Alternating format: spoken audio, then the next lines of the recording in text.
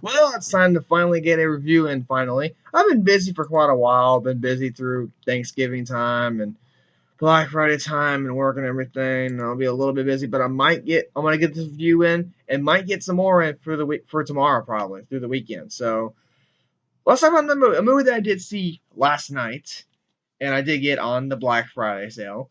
And it was $4 and I thought, hey, you know what? I might as well just give it another chance. It's gotten mixed reviews from people I watch, so I'm just going to talk about it and see how you think I thought about it. Here we go. 2017's Rings. And it is the third movie into the Ring movies. So it's about a young woman, played by Matilda Lutz, becomes worried about her boyfriend, played by Alex Rowe, when he explores a dark subculture surrounding a mysterious videotape said to kill the watcher 7 days after he has viewed it. She sacrifices herself to save her boyfriend, and in doing so, makes a horrifying discovery. There is a movie within the movie that no one has ever seen before. Now, what I did see, it was supposed to be released October of last year, but they didn't do it. I don't know why, but it said the film was supposed to be a release date first for okay. The movie set the film for November 13th of 2015. That's almost 2 years ago, but it was pulled from the schedule, and then it was rescheduled for April 1st, 2016, which was actually around the time where Meet the Blacks and God's Not Dead 2 was going to come out. But it was rescheduled again for October 26th of last year. But it took it away because it was delayed to avoid competition with 3G Origin of Evil, and then along with Boom Madea Halloween. So it was moved to February 3rd of this year. Long story, I know, but that's the way they did it. It was weird. But when I did see the trailer, going into it, I wasn't that ready for it, honestly, because like I've said in Paranormal Activity movie reviews from 2, 3, or 4, or somewhere around there, horror sequels don't do that well. But I went into this with an open mind. I gave this movie a chance. I mean, the director that did this, he did movies that I haven't heard of. He did do an other for Demonic. I don't know what he did in it, so whatever. But this is basically, as a big performance one, his directing debut one. And overall, I actually enjoy this movie. It's quite decent. It's not the greatest, though. It's not better than The Ring. I would say it's better than The Ring 2, in my opinion. This movie surprised me on a fault of going, hey, it's acting like a mystery type of way thing, which works for the most part.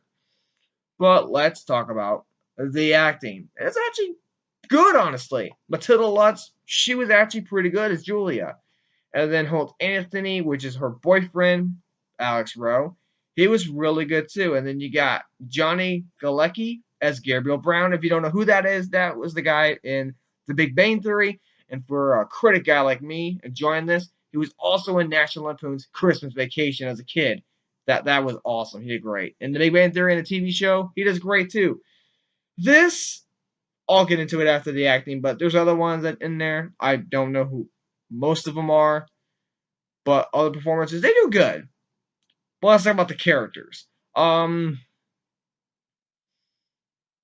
of them act stupid at times, but they actually have a smart sense of smart. I mean, Gilbert Brown, Johnny Galecki, the professor, he acts stupid at first, but thinking, you know what? It's not really all the way that stupid. He has some smart in there, and he does it really, really well. Julia and Holt Anthony, they have a mixture, but overall they do pretty good for their characters. They're not bad. They could be better. So overall, yeah, I really enjoyed the people in the movie though for what it was. The dialogue is okay. I really was fine with it for what it was giving us. It was giving us a bunch of backstory or a bunch of monologue, a bunch of exposition, a bunch of stuff from the Samara, the story again, and I was thinking to myself, we've seen it before. We've seen it from the other two Ring movies, mostly from the first one. It's not bad. It just could be better. And I feel like they were trying to change the story almost from the first one and this one. It kind of felt odd to do that. I just don't understand what they were thinking with that. But hey, it's what it is, I guess. I mean, okay, let's talk about them because we know we're going to talk about it. Let's talk about the jump scares in this movie. Uh, they're not too bad. They could be better, but they're not bad. First, I was thinking, yeah, there's going to be not good jump scares. In fact, there are some of them quite cringeworthy. I'll say this: some of them are. Some of them are actually pretty good.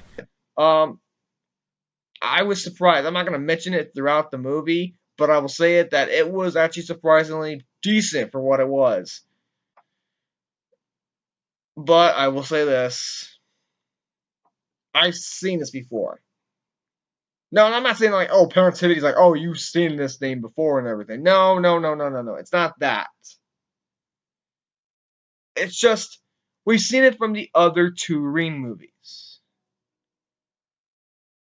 which I expected by this point. I mean, why?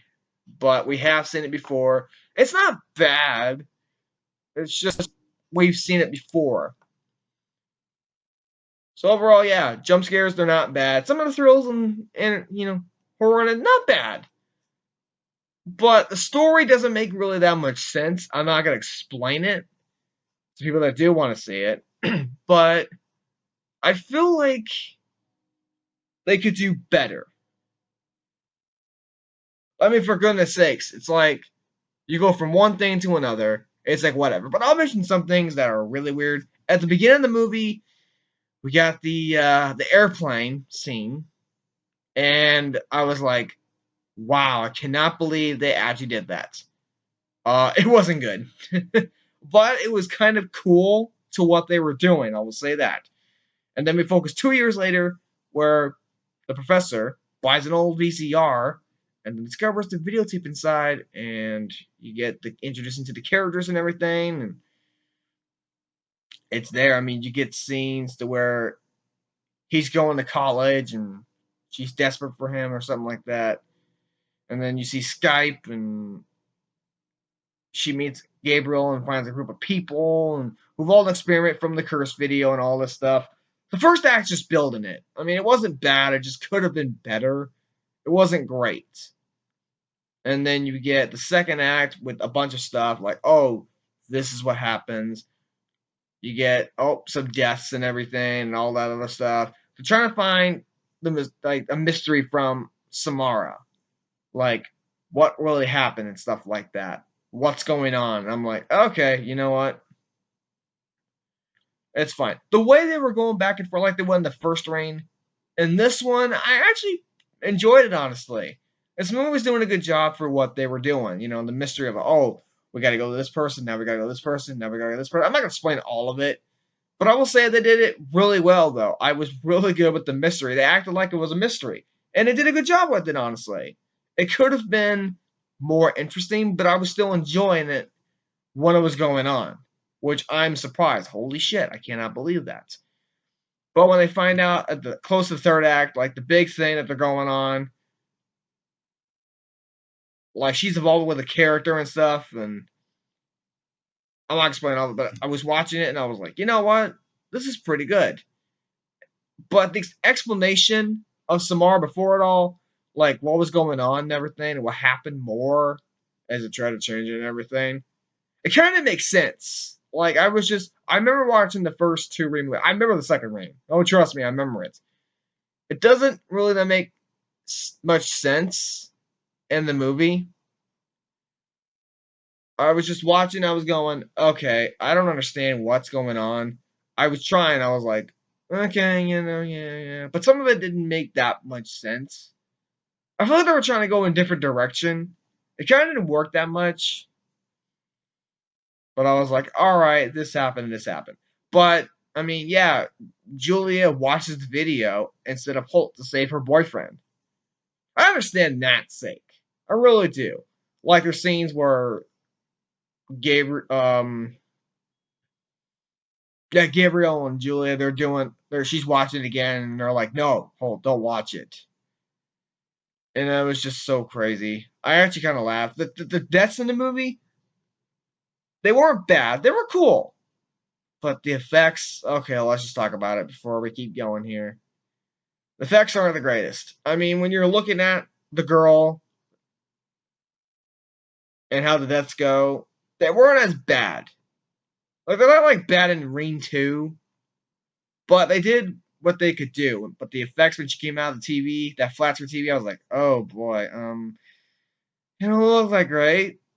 It looks like you got dated back a little bit, but all right. But overall, I mean, it's fine for what it is.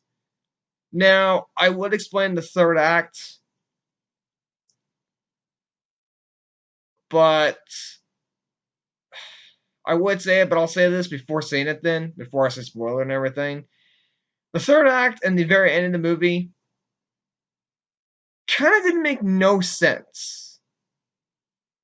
I mean, it's like, this makes no sense throughout the entire movie. Like, I was confused, and I couldn't understand it from my belief. I'll say this. As the character Burke that they see, and he talks about her and everything, about Samara and everything, and his expedition and everything. I was like, okay, you know what? This is a fine character and everything. And she visits him and everything, and he's trying to kill her, and then she removes his blindness and kills him. And then everything's fine. They attempt to appease her spirit once for all and return home. And then she's in the shower, and Holt gets a voicemail that's too late from Gabriel, who warns him of the Braille. He does it like around the second act, but you know how people are. They didn't have their phones in the movie. Before that, let's just talk about that. The amount of people in this movie don't have their phones when shit like that's happening. Like, really? That's kind of a cliche nowadays. You could see it, but Holt translates it. Discover it means rebirth. So in the bathroom, she peels away the skin where the mark was, revealing gray skin underneath.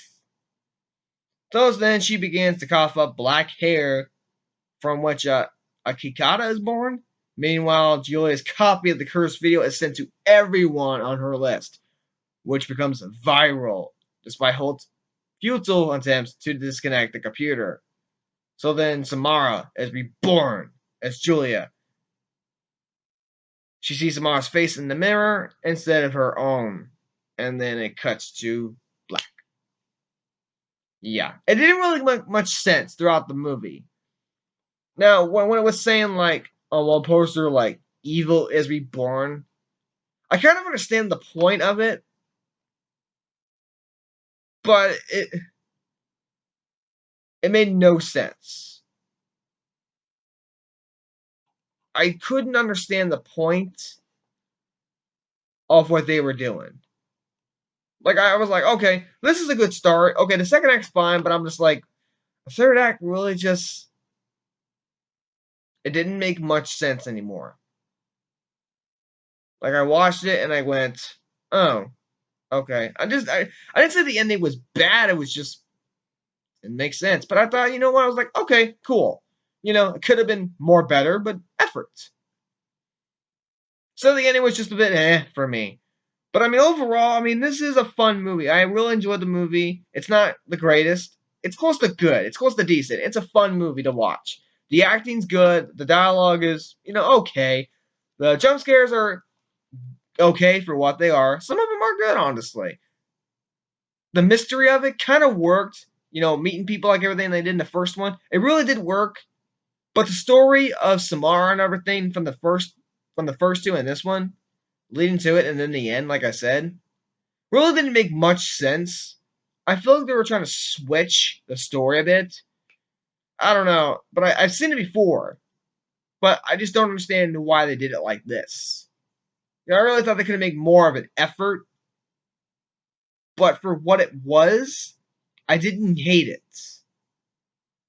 I really enjoyed it. But despite the ending, the story being confusing and didn't make much sense, I kind of gotta drop my grade a little bit. I mean, it really hurt it a bit. It wasn't bad. It's just it hurt it. But everything was, good for what it was. Overall, I'm gonna give Reigns a C plus. I could still enjoy it and watch the movie. It was a real good blast. It's just the story didn't really help, and the ending didn't make no sense. I just don't know what happened, and it's supposed to go for a possible sequel. So I'm like, you know what? If there is in the future, yeah, I'll definitely check it out to see how they can continue the story. So yeah, that's a review for Reigns, people. It's been a couple days since I have done a review, so I just might as well do one that I have seen that I haven't talked about yet. So yeah, I give it a C plus. Not bad. So yeah, guys, that is the review for Reigns. And until next time, peace out.